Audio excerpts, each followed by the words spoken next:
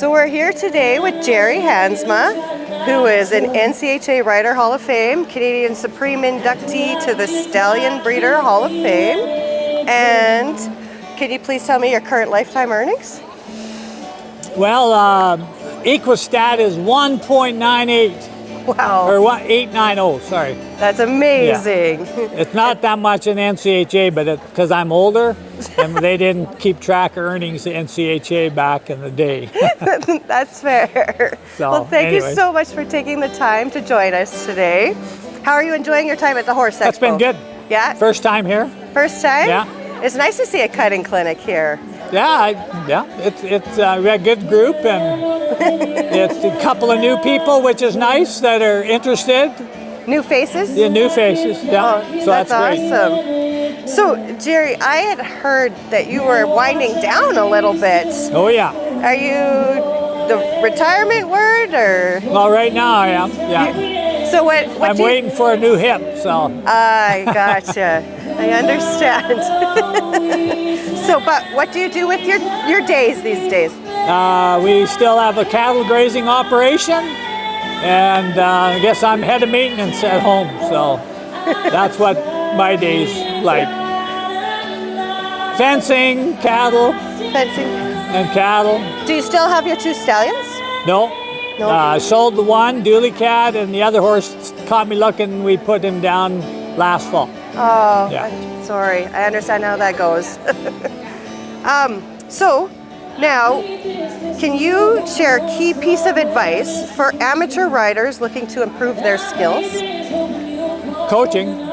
Go to a trainer? Yeah, you need to be coached, and having that eye, somebody's eye on you to see what things look like. Not everybody can feel what's going on underneath and why. And so a good coach to help you understand what maybe you need to do different, or you need could be a horse with a different skill set, it's whatever, right? But okay. Just lots of coaching. What do you think some of the biggest challenges are currently facing our industry right now?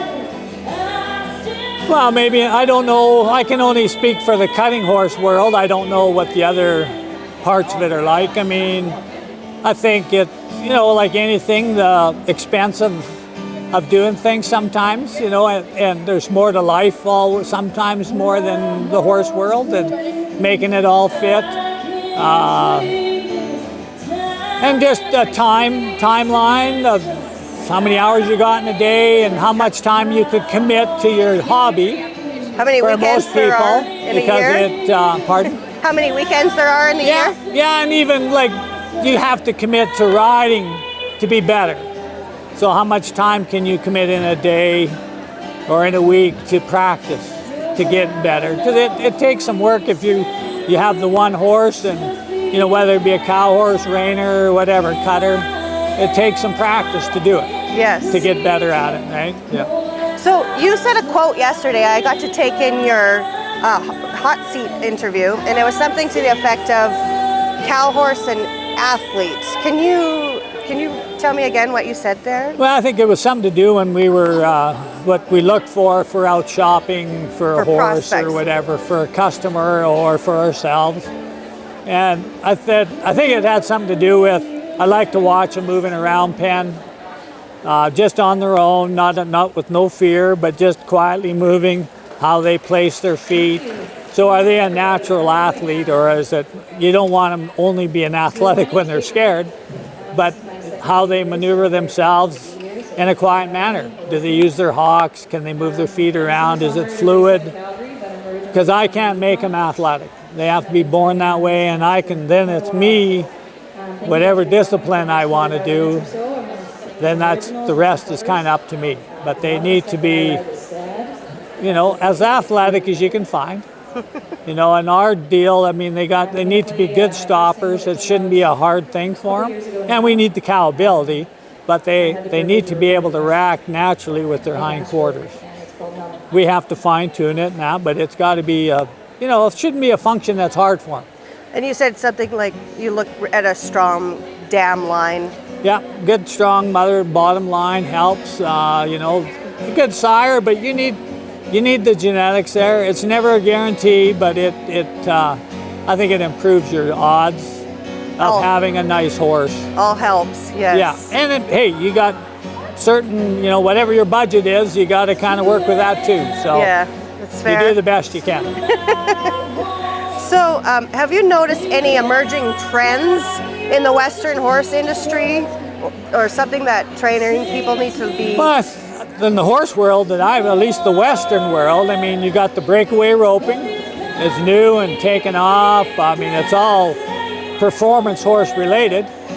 Bloodlines seem to cross over, from the cow horse world, cutting world, rope horse world. The team roping is exploding, the fraternities.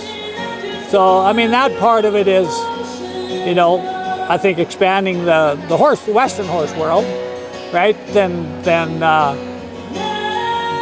you got more people participating and more options for some horses, right? Yep. Yeah. Yeah, that's excellent. Could you tell me, can you name some of the highlights of your career? Some of your favorite moments? Well, I remember my first fraternity win. I think it was '88. Calgary fraternity on a home-raised horse. That one I remember because it was the first one. We've been fortunate enough to win it 7 times there in Calgary on young horses over the years. Making the NCHA Hall of Fame, in 2014, I think it was. And yeah, you know what? Every win is kind of cool. Could be a local, your weekend cutting. If you win a class, you feel good. You win an aged event, you feel good. But, that's awesome. We had some good wins in the Western Nationals when they used to be in Ogden, Utah. And that's, there is kind of cool because you're competing against a different group of guys instead of the guys at home. So yeah, it makes you feel good if you do well. So we're coming close to our time here. Thank you so much for joining us. But my last question for you is, where do you see the future of the Western horse industry going? I'm not good at judging the future. I think as long as most people, it's a recreation, right? Like our customer base, it's a recreation. Us as trainers or breeders, that's your livelihood. So I think the big thing is trying to keep it enjoyable, reasonably affordable. There's certain aspects to every event that at whatever level you want to go to is going to cost some money, right? So yeah, I see in team roping or the barrel race, you have these different levels, right? 40, you got a number system, in the cutting horse world or the cow horse, they got limited open and rein box, so there's lots of places I think for people to be able to participate. And I don't know if it's just the trend. We don't have as many maybe rural people than we used to. As many people grow up around horses or cattle. So we're going to deal with people that maybe have a disposable income, but maybe aren't experienced around agriculture, like we were. Yeah. Kind of, I'm not saying forced into it, but that's how we grew up. So in agriculture, they don't have maybe that option, and so that might limit it a little bit as far as keeping new people involved, training, want to make a living at it, so that people have a place to go. Yeah. Even within Alberta, a couple of people I talked to today, they're not that far away, but they're in areas there's nobody a trainer. They're interested, but really don't have anywhere to go.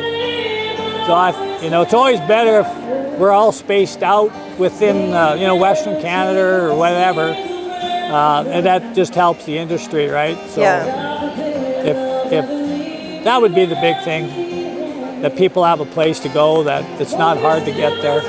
Make it accessible for other people and sustainable. Yes. Well, Thank you so much for your time today. I super appreciate this. Thank you. Thank you for having me.